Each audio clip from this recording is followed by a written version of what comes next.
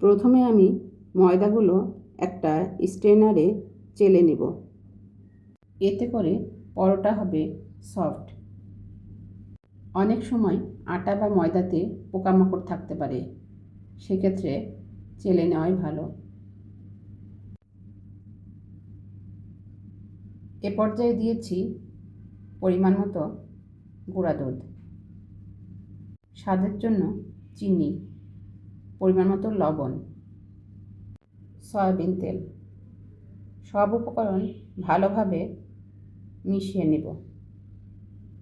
এ পর্যায়ে তাল থেকে পাওয়া তালের কাঠ নিয়েছি। এই তাল আমি বেশ কয়েক ধাপে দিয়েছি। পরিষ্কার হাতে এটা মেখে নিয়েছি। অল্প অল্প তাল দিয়ে একটা সফট ডো তৈরি করেছি।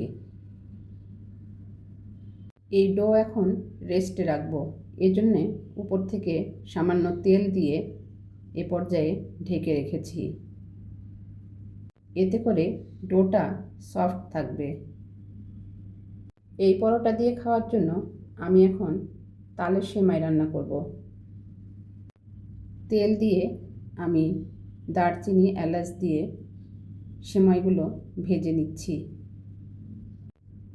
আমি এখানে ঘি ব্যবহার করিনি, এতে করে তালের সেন্টটা নষ্ট হয়ে যাবে।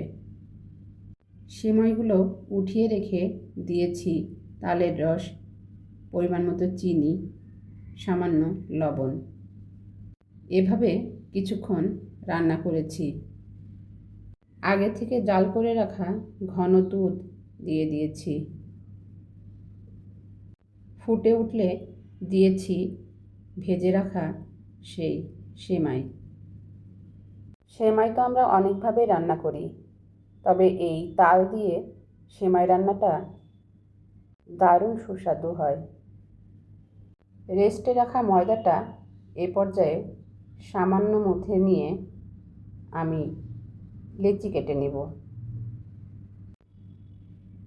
এই ডো থেকে আমি 3টে পরোটা তৈরি করব, এজন্য আমি ভাগ করে নিয়েছি। প্রত্যেকটা ডো আমি হাত দিয়ে চেপে চেপে এভাবে আবার 10 মিনিট ঢেকে রেস্টে রাখব। পরোটার ডো যতটা রেস্টে রাখা যায় ততটাই সফট হয়।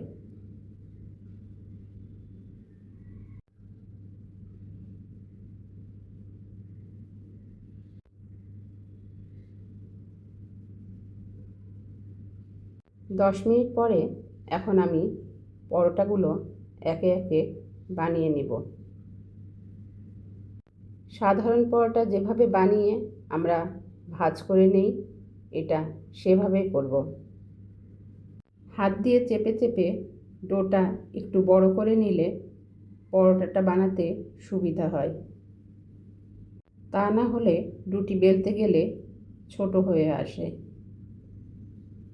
সামান্য সয়াবিন তেল দিয়ে দিয়েছি কিছুটা ময়দা। এটা করলে পরোটার লেয়ারগুলো ভালো হয়। পরোটার লেয়ার একটার সাথে আরেকটা লেগে থাকে না। এ পর্যায়ে সুন্দর করে পরোটাটা বেলে নিয়েছি। আমার পরোটা তৈরি শেষ। একটা তাওয়া দিয়ে পরোটাগুলো সেঁকে নিচ্ছি। পরোটা রাখার প্লেট রেডি করে রেখেছি। এপাশ ওপাশ উল্টে সেঁকে নিচ্ছি। বাটিতে তালের সেমাই রেডি করে নিচ্ছি। একটা অভিজ্ঞতার কথা শেয়ার করি। এই পরোটা তৈরিতে আমি সামান্য বেকিং পাউডার দিয়েছিলাম, যেটা দেওয়া একদমই ঠিক হয়নি। পরোটাগুলো সামান্য ফুলে না উঠতেই ফেটে যাচ্ছিল। তো আমি বুঝলাম বেকিং পাউডার না দেওয়াই ভালো।